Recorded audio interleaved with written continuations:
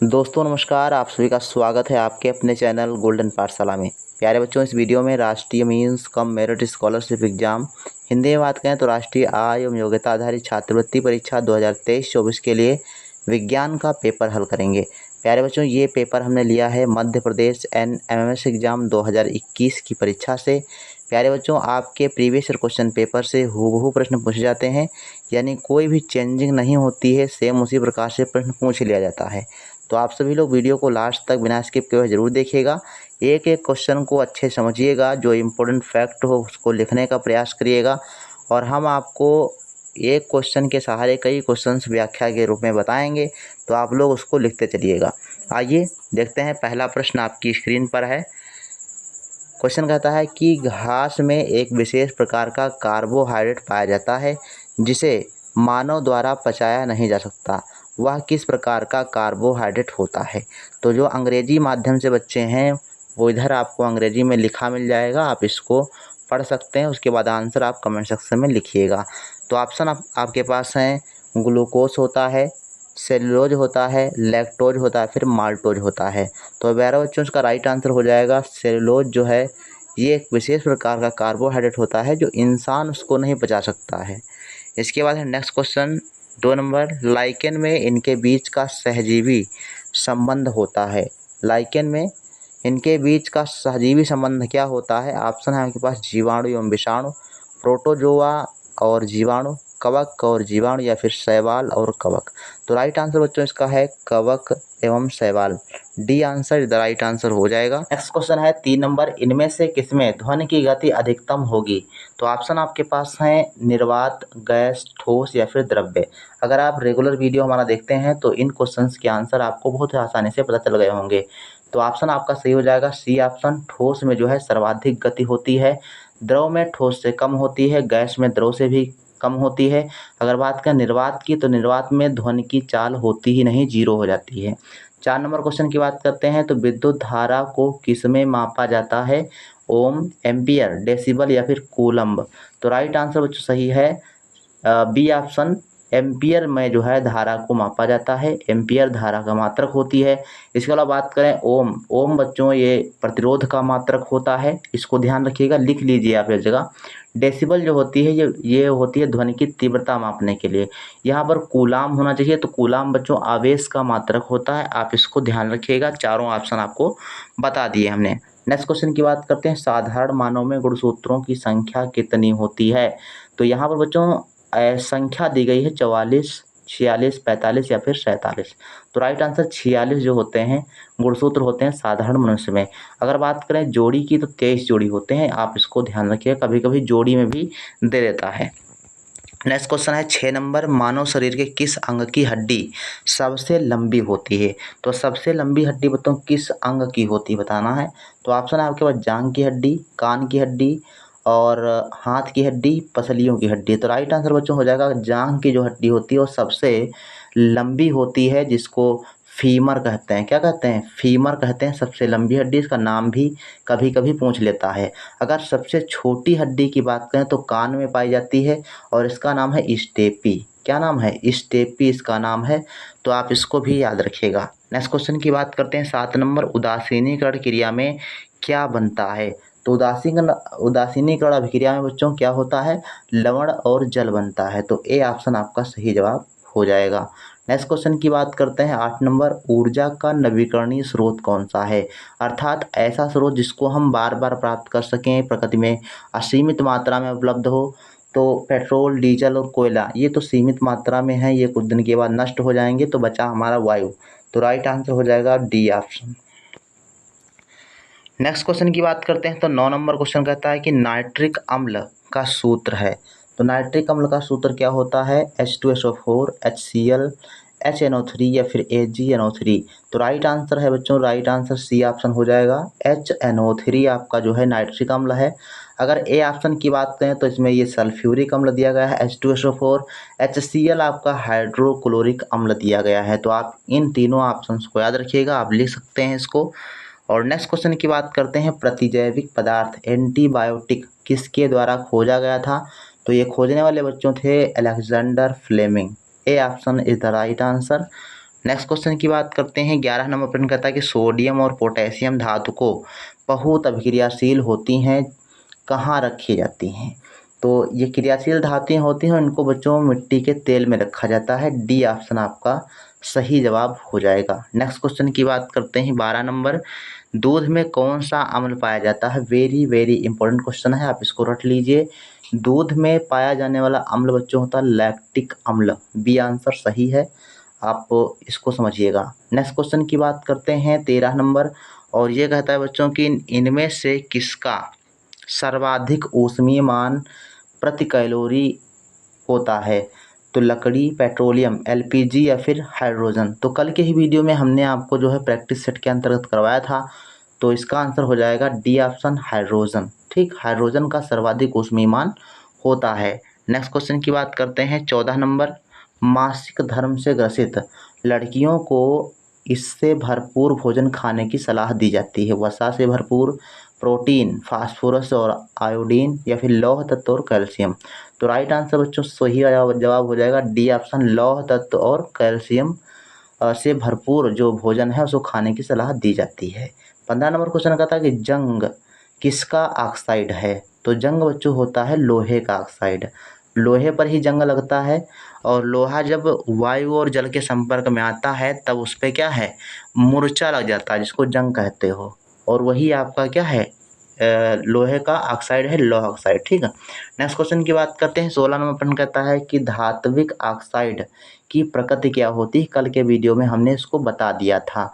तो आज आप सभी लोगों के लिए ये क्वेश्चन जो है होमवर्क में है, इसका आंसर कमेंट सेक्शन में आप लिखिएगा क्या होगा। 17 नंबर क्वेश्चन का राइट आंसर आप लोग करें। इंद्रधनुष स्पेक्ट्रम का एक उदाहरण है जो इसके द्वारा उत्पन्न होता है। प्रकाश परावर्तन, प्रकाश अपवर्तन, प्रकाश का विक्षेपण या फिर प्रकाश का प्रकीर्णन। तो राइट आंसर है प्रकाश का विक्षेपण। C option is the right answer.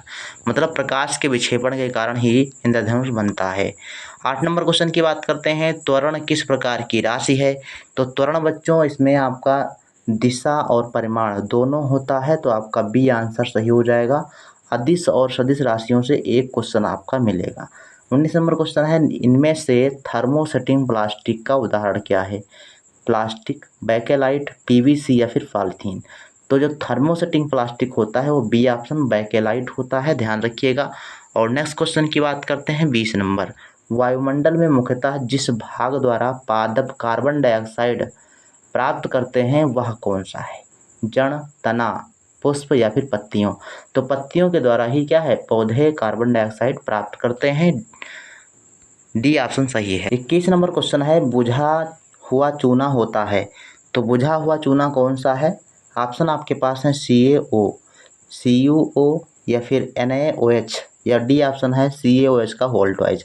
तो सही आंसर है डी ऑप्शन, CaOH का होल ट्वाइस जो होता है वो बुझा हुआ चूना होता है। इसके अलावा अगर CaO की बात करें तो ये बिना बुझा चूना होता है। ये आपका बिना बुझा चूने का सूत्र दिया गया है, ये आपका बुझे चूने का सूत्र दिया गया है। अगर NaOH का बात करें तो सोडियम हाइड्रोक्साइड इसको कहते हैं, ध्यान रखिएगा। नेक्स्ट क्वेश्चन है 22 नंबर, बहुत इंपॉर्टेंट क्वेश्चन कहता है कि एक विद्यार्थी जो कि अंतिम बेंच पर बैठा था, सबसे पीछे वाली बेंच पर बैठा है, और उसे ब्लैक बोर्ड श्याम पट्ट पर देखने पर स्पष्ट नहीं दिखाई देता, अर्थात उसको दूर से दिखाई नहीं देता है, परंतु वह जब सामने बैठता है तो आसानी से देख रहा है।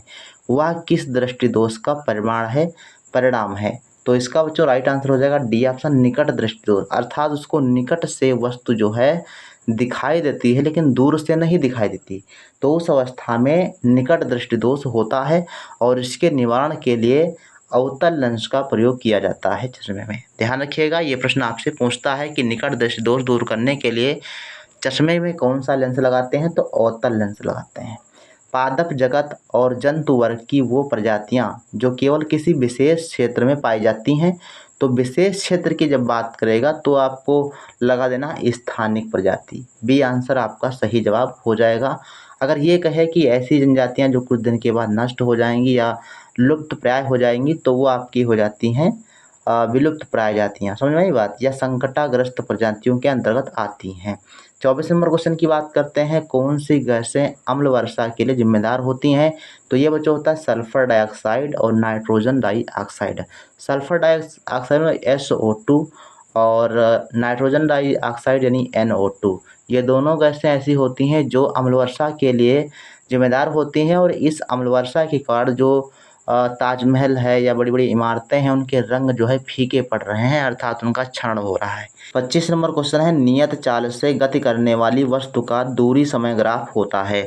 तो दूरी समय ग्राफ किसमें बनाएंगे? जब नियत गति से कोई वस्तु चलती हो, तो उसमें बच्चों आपका हो जाएगा सरल रेखा में ये जो है ग्राफ बनेगा। नेक्स्ट क्वेश्चन की बात करते हैं, 26 नंबर क्वेश्चन है, भूकंप की तीव्रता किस पर मापी जाती है? अर्थात यहाँ पर पैमाने की बात कर रहा है, तो मीटर पैमाना, थर्मोमीटर पैमाना या फिर रिक्टर पैमाना। तो राइट आंसर रिक्टर पैमाने पर जो है भूकंप की तीव्रता मापी जाती है। इसके अलावा बात करें कि कौन से यंत्र से, तो सिस्मोग्राफ यंत्र से जो है इसकी तीव्रता मापी जाती है। अगर मात्रक की बात पूछेगा तो डेसिबल होता है। तो इन सभी चीज़ों को आप याद रखिएगा। और थर्मामीटर की बात करें तो शरीर के तापमान को मापते हैं, ये भी ध्यान रखिएगा।